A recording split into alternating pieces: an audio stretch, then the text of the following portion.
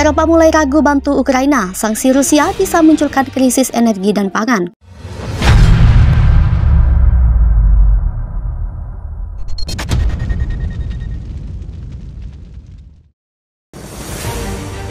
Dukungan Uni Eropa kepada Ukraina terhalang permasalahan krisis energi dan pangan yang berpotensi akan dialami sejumlah negara.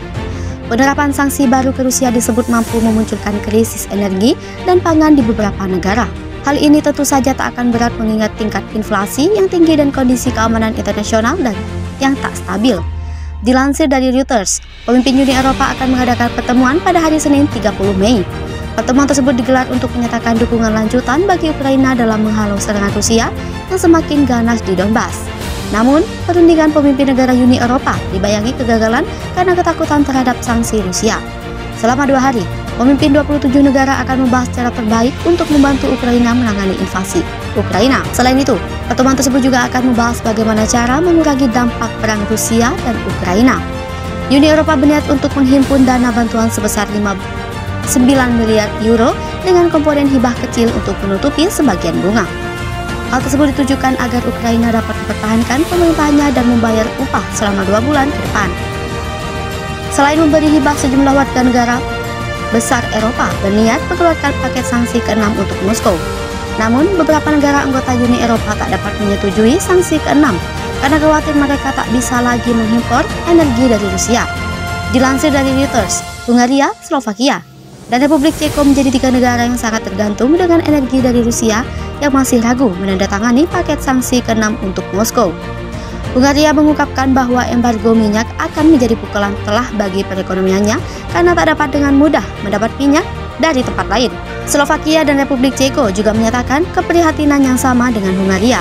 Pemimpin Eropa tolak keanggotaan Ukraina lewat jalur cepat. Para pemimpin Uni Eropa berkumpul pada Kamis 10 Maret 2022 untuk menyepakati tanggapan bersama terhadap perang di Ukraina. Dalam pertemuan itu muncul pandangan yang berbeda tentang seberapa jauh sanksi ekonomi yang akan diterapkan, seberapa cepat untuk memotong impor energi Rusia, dan pemberian keanggotaan Ukraina lewat jalur cepat.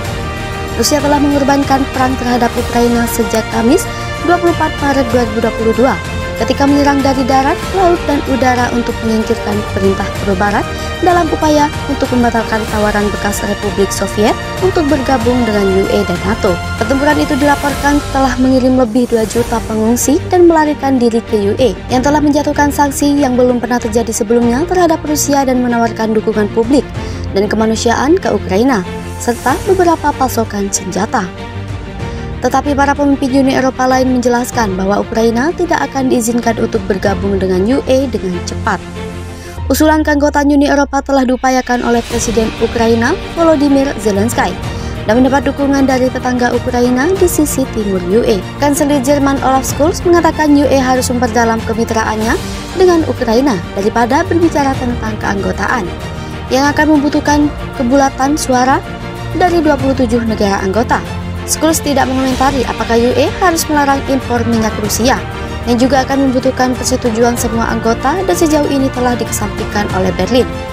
Rusia memasok sekitar 1/3 dari kebutuhan gas dan minyak mentah Jerman. Namun sanksi yang lebih keras didukung oleh Perdana Menteri Latvia Janis Kariņš bertemu di istana Versailles yang mewah di luar Paris.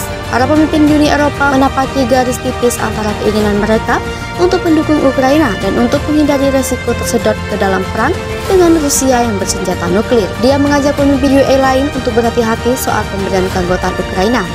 Tepat sebelum KTT, Macron dan Scholz menuntut gencatan senjata segera di Ukraina selama panggilan telepon bersama dengan Presiden Rusia Vladimir Putin. Invasi Rusia yang disebut Moskwa sebagai operasi militer khusus telah menghancurkan tatanan keamanan Eropa dari abu Perang Dunia dan runtuhnya Uni Soviet pada tahun 1991. Perdana Menteri Belgia Alexander De Croo menggambarkan momen itu sebagai peristiwa 11 September milik Uni Eropa, merujuk pada serangan Al-Qaeda tahun 2001 di Amerika Serikat yang memicu perang melawan teror internasional selama bertahun-tahun. Melihat ke dalam untuk mempersiapkan apa yang mereka khawatirkan bisa menjadi tahun-tahun perselisihan yang memburuk dengan Rusia.